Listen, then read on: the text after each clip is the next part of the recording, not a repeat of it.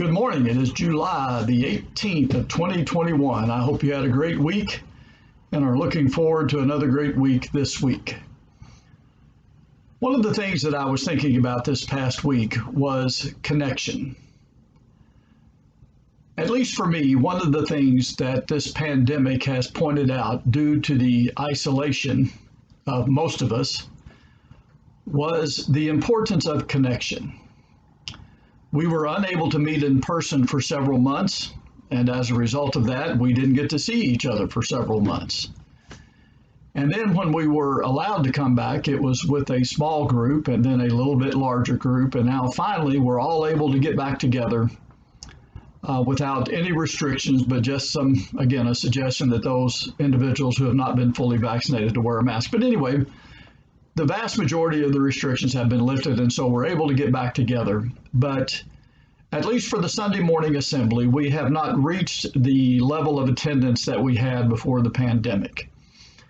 And I guess that's, in a way, that's natural and understandable. But again, one of the things this pandemic has pointed out to me is the importance of connection. And now that we're able to get back together, we either aren't making the connections again, or they weren't all that deep in the first place. And I'm not exactly sure what it is, but I do know that connections are important. In Acts chapter 2, after Peter preaches his sermon on the day of Pentecost, and about 3,000 individuals are baptized into the body of Christ, this is some of what he wrote about those individuals. And day by day, attending the temple together and breaking bread in their homes, they received their food with glad and generous hearts, praising God and having favor with all the people. And I'd just like to call our attention to attending the temple together and breaking bread in their homes. These people got together, not because the pandemic was over and now they could get back, but because they appreciated what God had done for them in sending his son to die for them.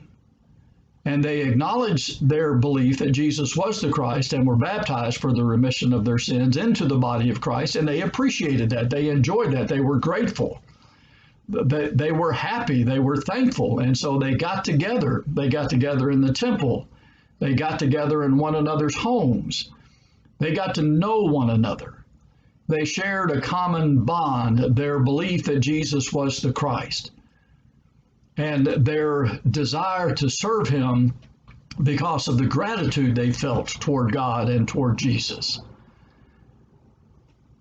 And they faced much more dire circumstances because of their faith than you and I do. Nobody is stopping us from getting together. The police aren't out there threatening us with bodily harm or jail or threatening to take away our life if we get together. There's nothing stopping us from getting together, either here at the building or in one another's homes. And we need to either restore the connection with each other that we once had and make it deeper, or establish a new connection in the first place. And so let me encourage you this week, go visit somebody. Get in the car, drive to their house, knock on their door, and just visit.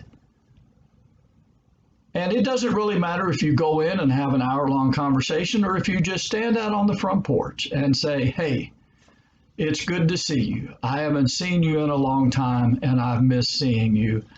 I don't want to come in. I don't want to impose. I just wanted to stop by and let you know that I was thinking about you and that I miss seeing you. And let's get together sometime and just visit. Let me encourage you to do that. Reestablishing connections that have been broken is important. And so is establishing new connections, not only with one another, but with our neighbors, the people that we work with, the people that we live close to, the people that we go to school with. Make a connection with somebody. That's what they did in the New Testament days because of their gratitude of being saved. And we should make connections as well. Well, I hope you have a great week.